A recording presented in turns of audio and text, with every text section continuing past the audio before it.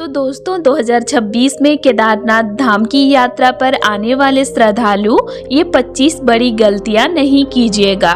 ज़्यादातर श्रद्धालु ये 25 गलतियां करते हैं और प्रॉब्लम में फंस जाते हैं क्योंकि उनको पहले से पता नहीं रहता है। तो जो भी आने वाले हैं 2026 में जिनका भी प्लान बना हुआ है वो इस वीडियो को पूरा देखिए। मैं सारी जानकारी आप लोगों को दूंगी। हर हर महादेव, जय श्री केदार। तो दोस्तों हर साल लाखों श्रद्धालु केदारनाथ धाम पहुंचते हैं, लेकिन इन श्रद्धालुओं में से 70 से 80% लोग कुछ ऐसी गलतियां कर देते हैं जिनसे उन्हें स्वास्थ्य समस्या होती है, यात्रा में रुकावट आ जाती है, भारी खर्च बढ़ जाता है और कभी कभी जान का खतरा भी बन जाता है। तो इसीलिए आज मैं आपको बताऊंगी कि केदारनाथ यात्रा में लोग कौन कौन सी 25 भयानक गलतियां करते हैं और आप कैसे इन गलतियों से बचकर एक सुरक्षित, आरामदायक और दिव्य यात्रा कर सकते हैं। तो पहला गलती, मौसम को हल्के में लेना। तो दोस्तों केदारनाथ का मौसम मिनटों में बदलता है। सुबह धूप, दोपहर बाद बारिश और शाम को बर्फबारी होती है। तो बहुत से श्रद्धालु क्या करते हैं, गर्म कपड़े अपने साथ में नहीं लेकर आते हैं, रेनकोट लेकर नहीं आते हैं, जिस वजह से उनका शरीर खराब हो जाता है। गौरीकुंड से केदारनाथ धाम का ट्रेक करते समय रास्ते में कभी भी बारिश हो जाती है। तो बहुत से श्रद्धालु रेनकोट, छाता नहीं लेकर आने के कारण भीगते हैं, जिस वजह से उनका तबीयत खराब हो जाता है।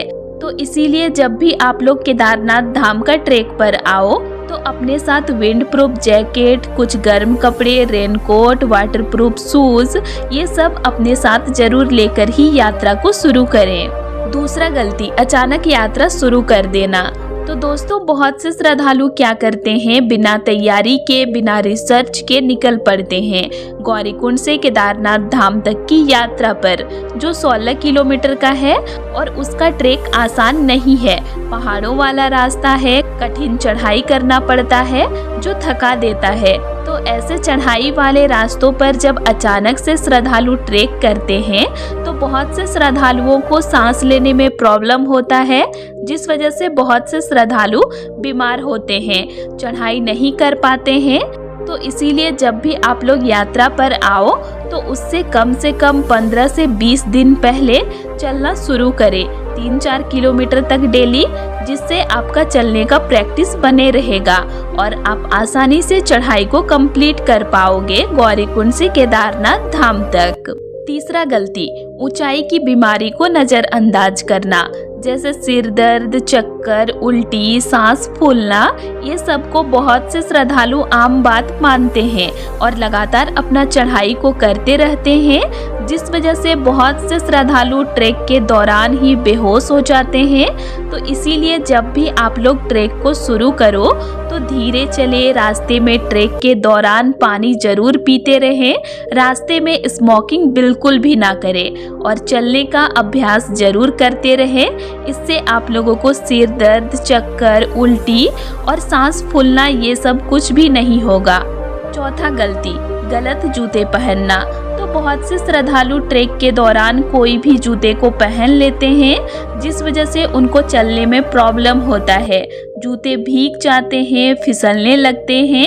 तो इसीलिए आप लोग जब भी ट्रैक करो तो प्रॉपर ट्रैकिंग शूज पहनकर ही ट्रैक को कंप्लीट करें, जिससे आपको चलने में आसान होगा बिना दिक्कत के। पांचवा गलती, ट्रैक शुरू करने का गलत टाइम। तो कुछ श्रद्धालु क्या करते हैं, गौरीकुंड से सुबह 10-11 बजे अपना ट्रैक को शुरू करते हैं, जिस वजह से उनको केदारनाथ धाम तक पहुंचते पहुंचते रात का 10, 11, 12 तक बज जाता है और रात को ठंडा भी पड़ता है, जिससे उनको ट्रैक करने में बहुत ज़्यादा प्रॉब्लम होता है। तो सही टाइम है ट्रैक को शुरू करने का सुबह 5 से 6 बजे का, ताकि आप शाम के 7 बजे तक केदारनाथ धाम तक पहुंच जाओ। 10 से 12 घंटे का टाइम लगता है ट्रैक को कंप्लीट करने में। तो सही टाइम में ही ट्रैक को शुरू करें, जिससे आप लोगों को पहुंचने में ज़्यादा रात नहीं होगा और आप लोग आसानी से पहुंच भी जाओ। छठवां गलती, केदारनाथ धाम तक बहुत ज़्यादा सामान लेकर जाना। तो दोस्तों, जैसे आप लोगों को पता है ट्रैक कठिन है, चढ़ाई करना होता है। ऐसे में बहुत से श्रद्धालु 10 से 12 किलो का भार लेकर चढ़ते हैं, जिस वजह से उनको काफ़ी ज़्यादा प्रॉब्लम होता है। तो इसीलिए जितना ज़रूरत है उतना ही सामान को लेकर ट्रैक करें, जैसे गर्म कपड़े, 1-2 नॉर्मल कपड़े, रेनकोट, पानी का बोतल, कुछ ड्राई फ्रूट्स और कुछ मेडिसिन। इसके अलावा और भी आप छोटे छोटे अपने कुछ ज़रूरत के सामान को कैरी कर सकते हैं। और अगर आप लोग ज़्यादा सामान लेकर ट्रैक करेंगे तो प्रॉब्लम आप ही को होगा, क्योंकि ढोना भी आप ही को पड़ेगा। 7वां गलती, कम पानी पीना। तो ठंड में प्यास नहीं लगती है, लेकिन शरीर डिहाइड्रेट हो रहा होता है, तो उससे नुकसान होता है सिर दर्द, चक्कर, ऑक्सीजन कम लगना, शरीर थक जाना। तो इसीलिए आप लोग 20 से 25 मिनट में 2-3 घूंट पानी जरूर पिए और अपना ट्रैक को करते रहे। 8वां गलती, रास्ते में बहुत देर तक रुकना। तो बहुत से श्रद्धालु क्या करते हैं, बार बार रुकते हैं और बहुत लेट तक रुकते हैं। जैसे एक जगह पर बैठ गए तो 15-20 मिनट तक बैठे ही रहते हैं। तो ऐसे में क्या होता है, बॉडी ठंडा हो जाता है, एनर्जी कम हो जाता है, पैरों में दर्द होने लगता है, जिससे आप लोगों को 15-20 मिनट बाद फिर से चलने का मन नहीं करता है। इसीलिए आप लोग क्या करो, जब भी आप लोग ट्रैक करो तो कम टाइम के लिए रुको, जल्दी रुको, लेकिन कम टाइम के लिए रुको। जैसे 2-3 मिनट तक कहीं पे बैठ गए, फिर चलना अपना शुरू कर दो। तो ऐसे में क्या होगा, आपका शरीर ज़्यादा नहीं थकेगा। 9वां गलती, कोई मेडिकल चेकअप ना कराना। तो बहुत से श्रद्धालुओं को क्या होता है, कुछ प्रॉब्लम होता है, जैसे बीपी, शुगर, अस्थमा, और वो लोग क्या करते हैं कि डायरेक्ट अपना ट्रैक को शुरू कर देते हैं। इससे उन लोगों को काफ़ी ज़्यादा प्रॉब्लम होता है, चढ़ाई नहीं कर पाते हैं, उनको और ज़्यादा प्रॉब्लम होता है, शरीर ज़्यादा खराब होता है। तो इसीलिए जब भी आप लोग केदारनाथ धाम का ट्रैक पर आओ तो पहले डॉक्टर का सलाह जरूर ले, चेकअप करवाए फिर आए, और ट्रैक के दौरान मेडिसिन जरूर खाते रहे। 10वां गलती, रजिस्ट्रेशन ना करवाना। तो दोस्तों, बहुत से श्रद्धालु क्या करते हैं, ऑनलाइन रजिस्ट्रेशन नहीं करवाते हैं और वो लोग सोचते हैं कि जाकर ऑफलाइन रजिस्ट्रेशन करवा लेंगे। तो ऐसे में क्या होता है, जब आप लोग पहुंचते हो सोनप्रयाग गौरीकुंड तक, तो वहां पर क्या होता है, रजिस्ट्रेशन के लिए बहुत लंबा लाइन लगना पड़ता है ऑफलाइन के लिए। तो वैसे में श्रद्धालु क्या होता है, फंस जाते हैं, 3-4 घंटे तक लंबा लाइन रहता है। तो इसीलिए जब भी आप लोग केदारनाथ धाम की यात्रा पर आओ तो ऑनलाइन रजिस्ट्रेशन जरूर करवा लीजिएगा, वरना प्रॉब्लम आप ही को होगा। और बिना रजिस्ट्रेशन का तो आप लोगों को दर्शन नहीं मिलेगा, और कभी कभी तो सोनप्रयाग से ऊपर ही जाने नहीं मिलेगा। इसीलिए आप लोग पहले रजिस्ट्रेशन करवाइए, फिर जाकर केदारनाथ धाम का यात्रा पर आइए। नंबर 11, हेलीकॉप्टर स्कैम में फंस जाना। तो बहुत से श्रद्धालु फेक वेबसाइट में या कोई भी एजेंट के थ्रू हेलीकॉप्टर की बुकिंग करवाते हैं, जिससे उनका पैसा फंस जाता है और उनको हेलीकॉप्टर की टिकट भी नहीं मिलती है। इसीलिए जब भी आप लोग हेलीकॉप्टर की बुकिंग कीजिए तो सही वेबसाइट से ही कीजिए। नंबर 12, गौरीकुंड में रात को घूमना। तो बहुत से श्रद्धालु क्या करते हैं, एक दिन पहले गौरीकुंड पहुंच जाते हैं रात को, और उस दिन क्या करते हैं, इधर उधर घूमने के लिए चले जाते हैं। और गौरीकुंड एक पहाड़ी क्षेत्र है जहां पर काफ़ी ज़्यादा लैंडस्लाइड होते रहता है। बारिश हल्की मात्रा में भी होने से पहाड़ों से मिट्टी पत्थर गिरते रहता है। तो इसीलिए आप लोग कभी भी जब भी बारिश करे रात के टाइम तो घूमने के लिए गौरीकुंड में ना निकले, क्योंकि यहाँ पर कभी भी लैंडस्लाइड कहीं पर भी हो जाता है। तो ये गलतियाँ आप लोग नहीं कीजिएगा। आप लोग नॉर्मल मार्केट में घूम सकते हैं, लेकिन पहाड़ी के नीचे कभी भी नहीं जाइएगा। नंबर 13, रास्ते में गंदगी फैलाना।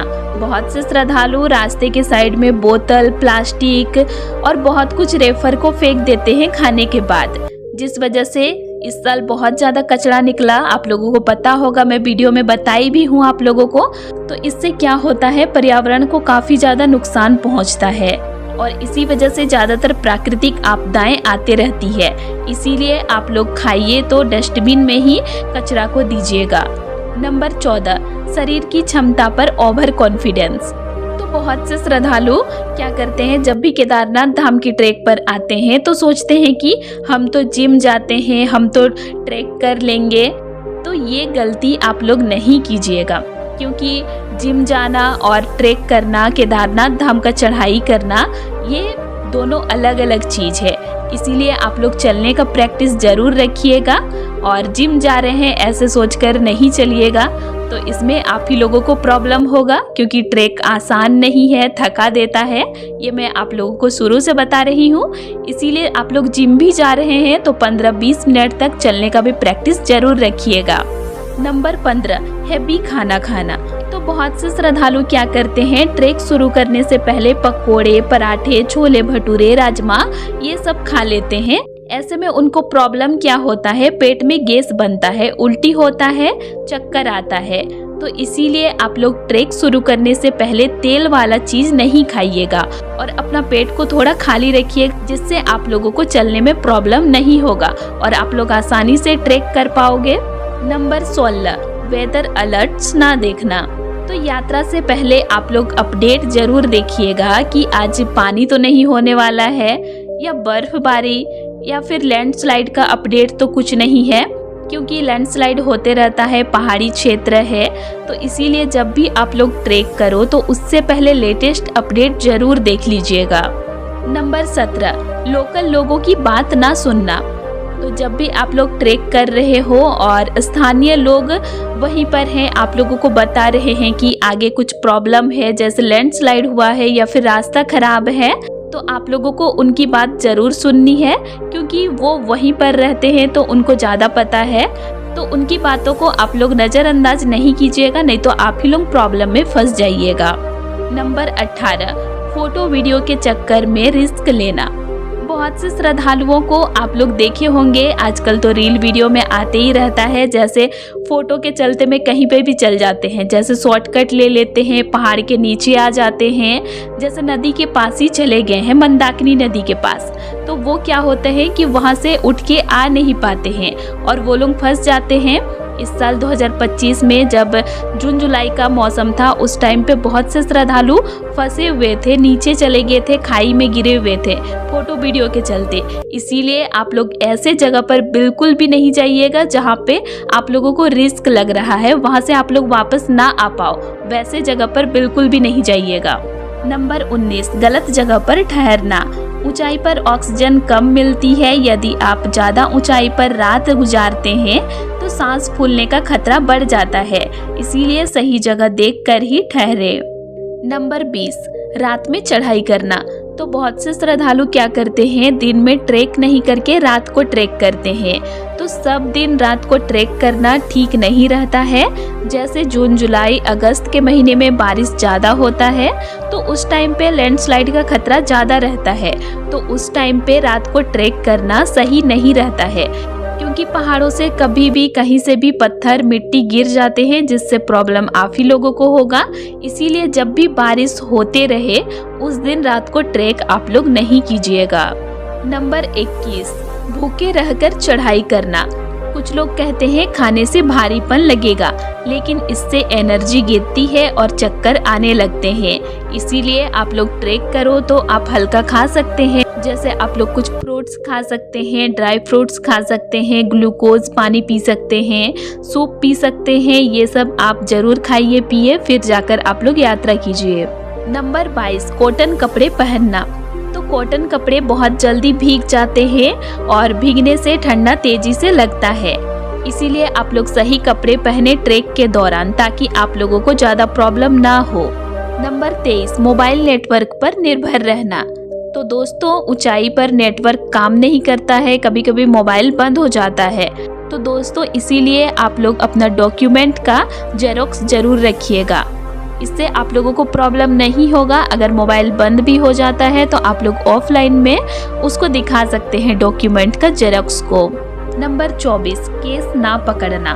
तो बहुत से श्रद्धालु क्या करते हैं, अपने साथ कुछ केस नहीं रखते हैं और सोचते हैं कि हम कहीं भी कुछ भी खरीदेंगे तो फ़ोन पे या गूगल पे से हम पेमेंट कर देंगे।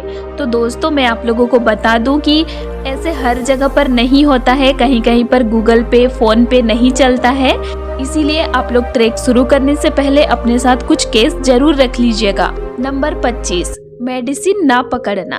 तो दोस्तों, आप लोगों को जब भी आप लोग ट्रैक को शुरू करो केदारनाथ धाम का, तो अपने साथ में कुछ नॉर्मल मेडिसिन ज़रूर रख लीजिएगा, क्योंकि ये सब आम बातें होते रहती है, जैसे सर्दी जुकाम, सिर दर्द, पेट खराब होना, ये सब होते रहता है।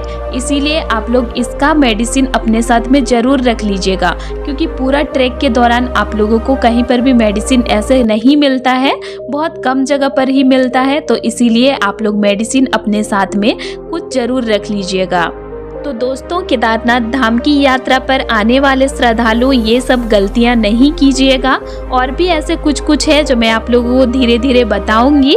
तो इसीलिए आप लोग चैनल को सब्सक्राइब करके मेरे से जुड़ जाइए, ताकि आप लोगों को रोज अपडेट मिलते रहे केदारनाथ धाम का। और अगर आप लोगों को आज का वीडियो अच्छा लगा तो वीडियो को लाइक कीजिएगा और कमेंट कीजिएगा।